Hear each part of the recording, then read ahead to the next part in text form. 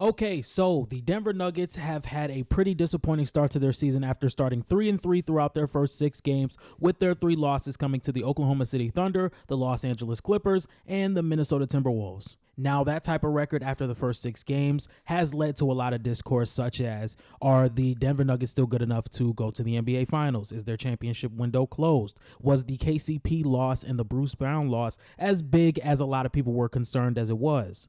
Now, on top of the Denver Nuggets being at only a 500 record through the first 6 games, it looks like Michael Porter Jr. is scared to shoot the basketball, Christian Brown is scared to shoot the basketball, and Jamal Murray is scared to shoot the basketball. The offense just looks a complete shell of itself, as it has been looking the past few years.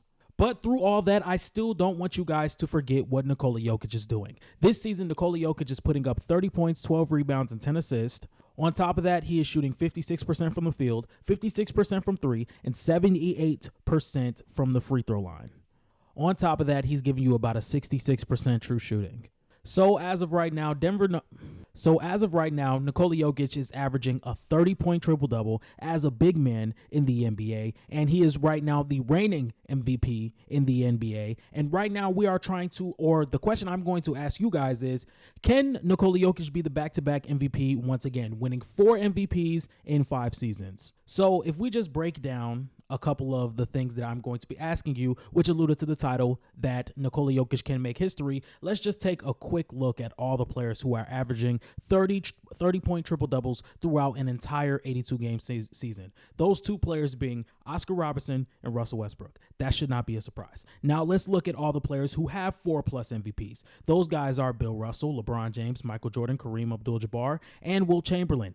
Nikola Jokic is really entering some elite company. But it's not the triple-doubles that really strikes me for Nikola Jokic. This is something that he has been capable of doing season in and season out for about the past five years now. If there is one takeaway I have for the first 6 games of the Denver Nuggets, the way this team can become a deep playoff team, the way this team can still be that championship contender, is if Nikola Jokic is averaging 30 points per game. And let me tell you why. Over the 6 games that the Denver Nuggets have played so far, once again, it's only been about a week and a half of the season, so this may be an overreaction, or I could just be way too early, and it can end up happening at the end of the season, and then I'll just pull this out on Twitter or something to make me look right. I think the Denver Nuggets are going to be more reliant on Nikola Jokic putting up a bunch of production, meaning points per game, than they have in any other season.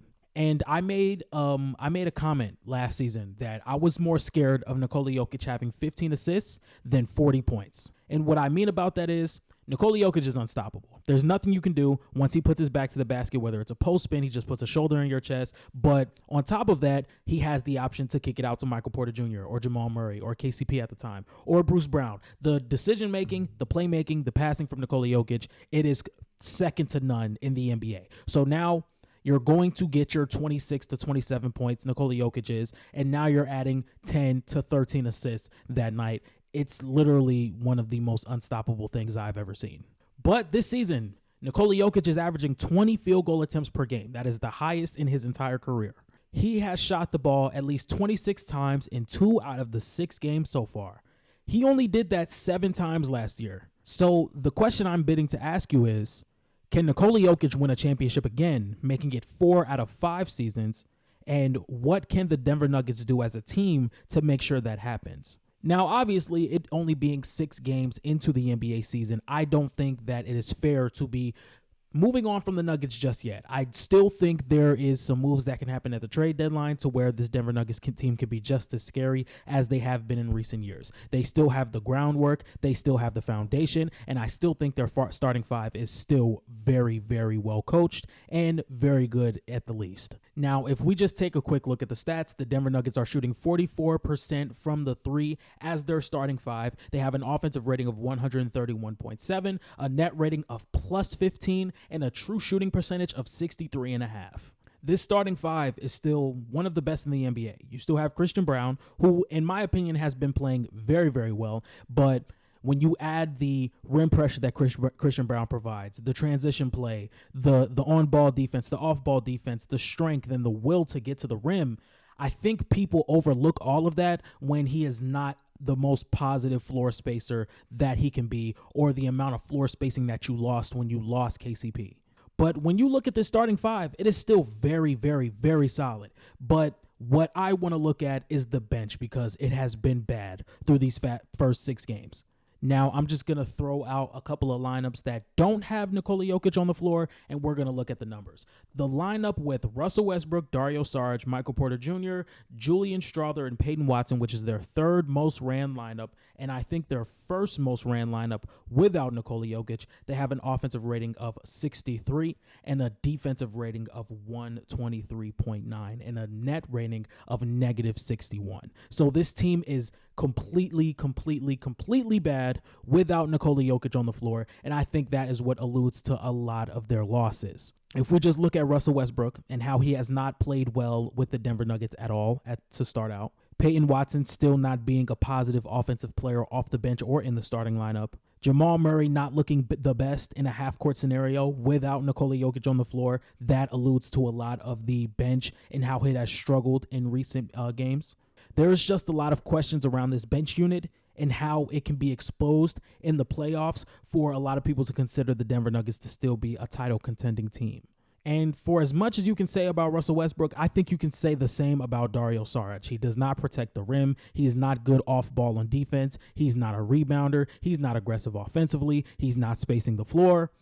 This is just not a good signing whatsoever. And it really hurts that your first-round pick in DaRon Holmes will be out for the season because if DaRon Holmes is playing, I believe that the Dario Saric situation is not brought up because he won't be getting the minutes.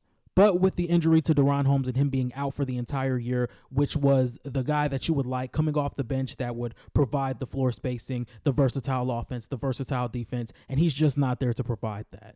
But, over the past 2 seasons, we have seen 2 teams be able to pull off trade deadline miracles and save their season. Not saying that the Denver Nuggets season needs to be saved only 6 games in, but if it gets to the point, I think the Denver Nuggets can be that trade deadline team. Last year, it was the Dallas Mavericks when they made a trade to get P.J. Washington and Daniel Gafford. They ended up going all the way to the NBA Finals. And the season before that, it was the Los Angeles Lakers when they pulled off trades to go get D'Angelo Russell, Jared Vanderbilt, Rui Hachimura, and others, which alluded to them getting to the Western Conference Finals. Now, why can't the Denver Nuggets be that team?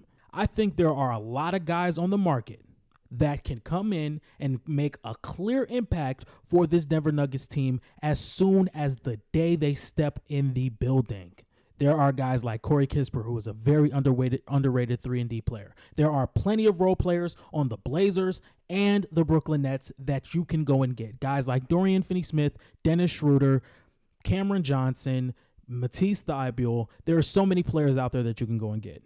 I know Swipa, who is one of the biggest Denver fans on the platform and in the NBA community, has alluded to how much he wanted Chris Dunn on the team, which is a guy who plays really good off ball, knocks down shots, and can take some ball handling responsibilities. I don't even think that you need to have a plus player. It just has to be somebody who can come in and play their role and complement your guys extremely well. Somebody who can complement your players good enough to where you can trust them to pick up some slack for you while you guys have your stars on the bench. But my main question is, can Nikola Jokic sustain this amount of productivity and this amount of efficiency throughout an 82-game season to where he can average a 30-point triple-double on 64% true or 66% true shooting and win an MVP? Win his 4th MVP in 5 years. I think he can. I definitely think he can. When we look at Nikola Jokic, the game speaks for itself. The post play, the playmaking, the passing, the floor spacing that he has been able to provide. Once again, 56% on 5 attempts from 3.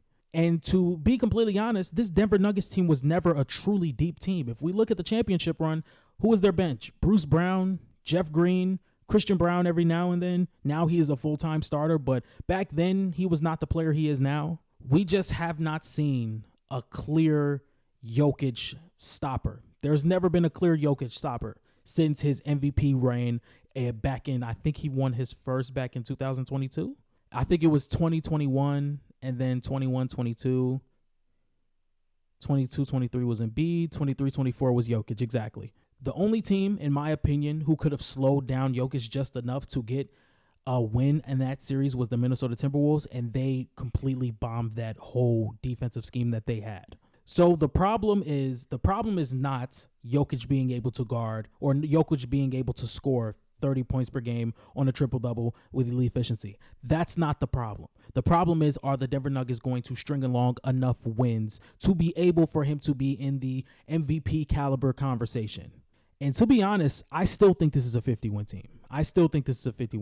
We're starting to see it work out a lot more game in and game out. And I think in the trade deadline, we are going to get some more NBA ready or veteran players on this Denver Nuggets team so they can be right back in the conversation to win another championship. We have seen from Mike Malone, from Nikola Jokic, from Jamal Murray that this is just not the team that they want around them to try and compete for a championship. And I think the front office is going to take note of that. And I think they're going to make the moves necessary to make that deal happen.